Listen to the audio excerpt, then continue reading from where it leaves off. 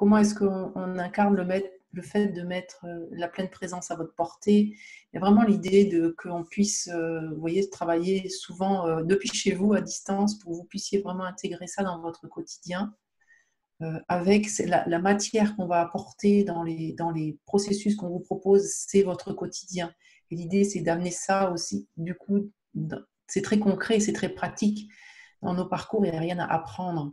Il y a juste à se laisser infuser par des expériences et par les retours d'expérience et par les échanges et par les apports théoriques qu'on vous fait. Et donc, c'est vraiment des opportunités de prendre soin de soi.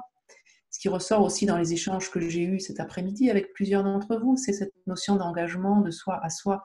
Est-ce que, enfin, je vais prendre soin de moi? Est-ce que je vais arrêter de mettre mon énergie à l'extérieur et de vouloir aller mieux avec ma famille, avec mes voisins?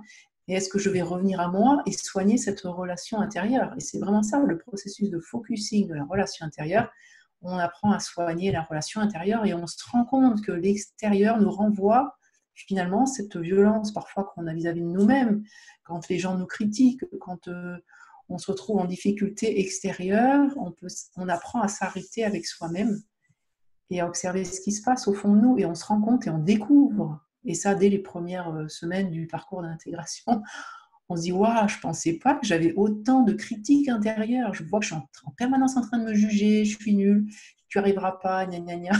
Ça, on ne se rend pas compte, mais en fait, cette violence intérieure, elle est souvent là parce qu'on l'a engrammée, c'est des injonctions qu'on nous a données dans notre enfance. Mais en fait, c'est parce qu'on vit des situations complexes à l'extérieur que finalement, on va s'arrêter, on va apprendre à s'arrêter, à arrêter de mettre de l'énergie à l'extérieur et à revenir à l'intérieur de soi et de rendre compte qu'en fait, c'est à l'intérieur de nous qu'il y a quelque chose qui s'autocritique ou qui sont violents avec nous-mêmes, qui ne s'acceptent pas.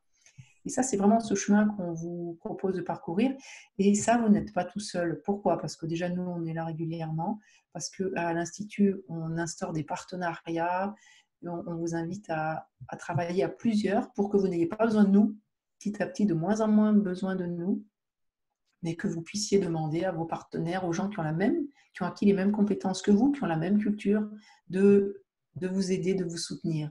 Parce que oui, c'est auto-accompagnement, mais être autonome, c'est savoir demander de l'aide aussi. Et ça fait partie des choses qu'on apprend aussi, c'est savoir dire de quoi on a besoin, demander de l'aide, etc.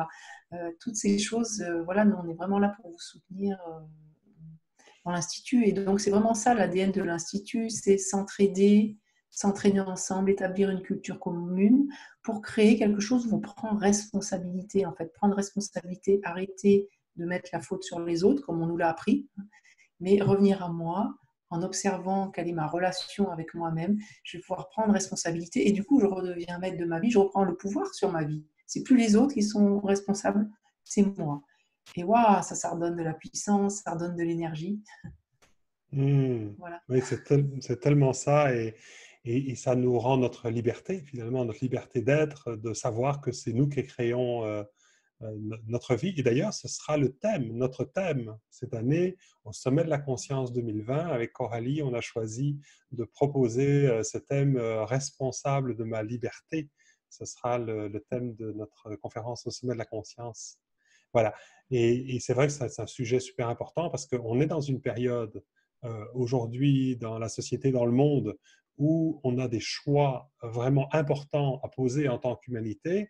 Et pour pouvoir faire ces choix conscients, il est absolument nécessaire d'apprendre à se connaître et de retrouver notre pouvoir, la conscience qu'on a ce pouvoir de les changer, les choses, et sortir de ce schéma, je vais dire, où on réclame les choses, on est en attente, et voilà. Donc c'est un super sujet, effectivement.